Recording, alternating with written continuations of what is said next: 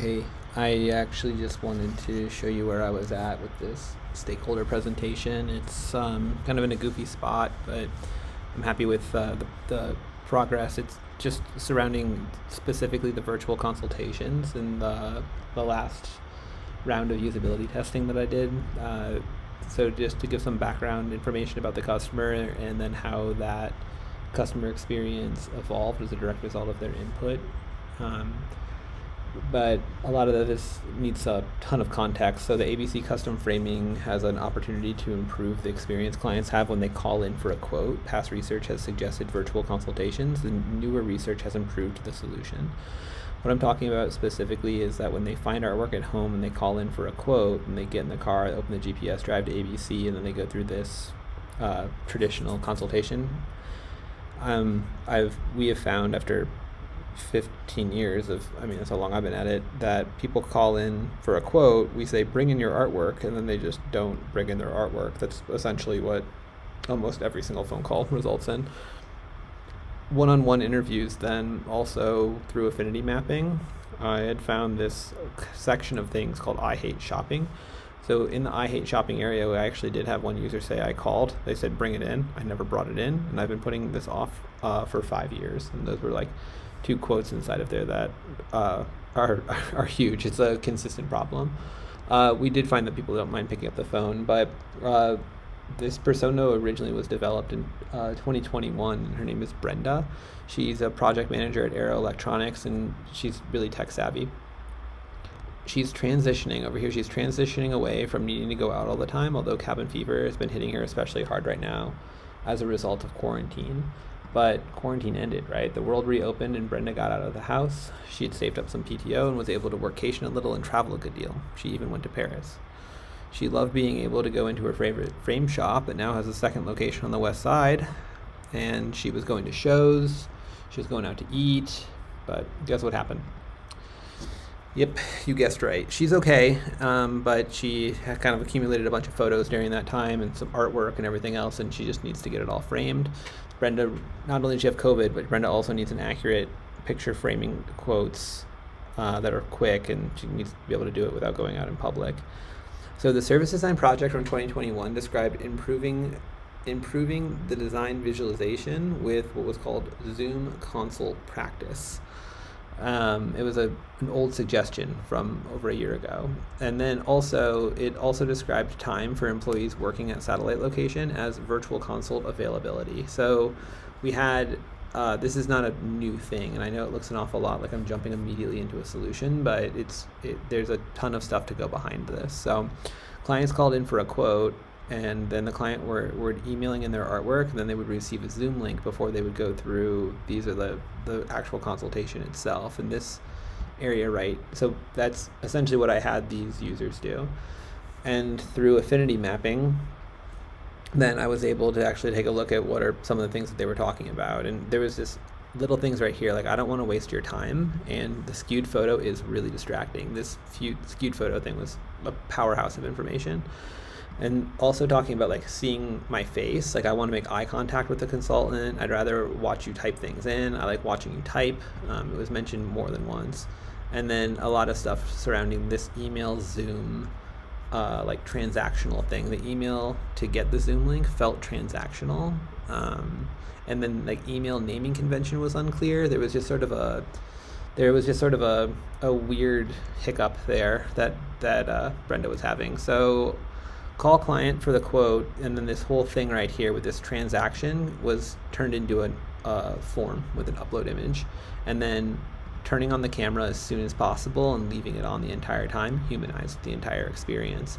So I went back and ran another round of usability testing. Some of the users were repeated and several new users were introduced, and I was then able to affinity map that and then take a look at the path to get there, because that was like one of the major changes that happened. Again, the small screen came up again, and it's so important because of what we're doing and having like artwork look a certain way. It doesn't get mentioned a lot, but when it does, like, it's a hard hit, and a ton of stuff surrounding appointment setting. This wasn't at all what I expected, but you can actually see that 80% of the time that users were actually requesting verbally to be able to make an appointment, and that even when there wasn't said out loud, you could actually see every single person showed other signs of discomfort. So another thing that quote when they call in is how I assumed they were going to be getting to this form, but people are actually stumbling upon it themselves, and it was actually easier to find. It was a little too intuitive, so that needed to be addressed right away. So I don't want to hide it from them. I don't want to have that transactional link. People can still stumble upon it, and this way they can make an appointment if it's after hours or they don't have somebody on the phone, and then they can go through the consultation afterwards. So they essentially were just clicking access video, and it was launching them into Google Meet. It was this instantaneous shot from there to there. So if they weren't on the phone with somebody, it was even more confusing.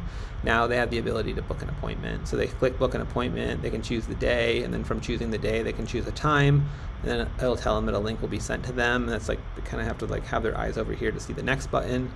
Excuse me, and their booking summary stays over here. Link's going to be sent to them. Their email has to be the same as the submission form, and that way it's easier to like line up the artwork with this dialogue later on for any of the ABC consultants. And then also, so our designers can best serve you, please tell us a little bit about your style, your ideas, and your goals. This way we can start qualifying the client before we even get them on the phone. So we can do our research before we actually get together.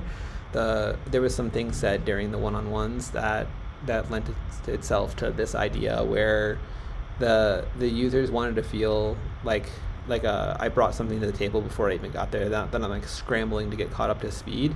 And whether or not I do it, I can probably do the consultation pretty quickly as if they were going to set it on my counter without research, but it just kind of like lent itself to that idea. And then they were given a confirmation page, also super important. You'll receive a confirmation from email. A link will be sent to you. You can add it to your calendar. It's all here on this page.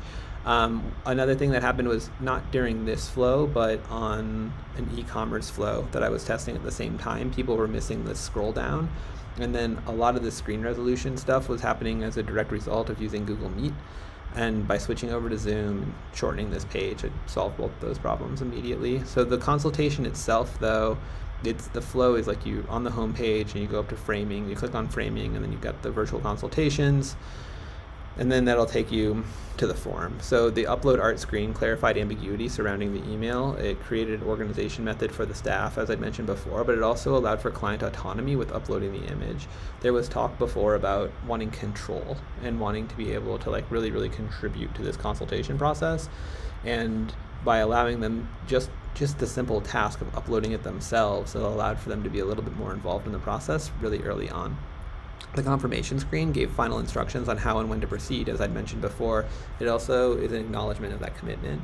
So, I mean, it's like an old sales idea, like get them saying yes early on, and the idea that they've like performed an action of actually doing something about this, so they're a little more committed when the time comes along when you're asking them to spend money. But yeah, so essentially what happened was they filled out the form, and then they got this thing, their appointment date and time shows up, and now they launch the meeting, right? So then they have my beautiful face sitting there, and they're able to then see like, hey, what kind of frames do you like? Do you like rustic or whatever? And they're, okay, here we have the frame that they chose, and then it's like 9597310 is the thing. You can actually see it bigger in a different view, but and then you type in the molding number over here, and you can see that there's the dimensions that they gave you earlier. You can talk to them about what kind of glass they need, and then they can also see a running total of everything as it goes. So this is like they're paying for their design. It's not like I'm steering this price in any way. And so this way Brenda can be sitting at home and she can be telling you about like where she wants to put it or the other things that she has framed in the room, and she's able to just sort of enjoy her experience.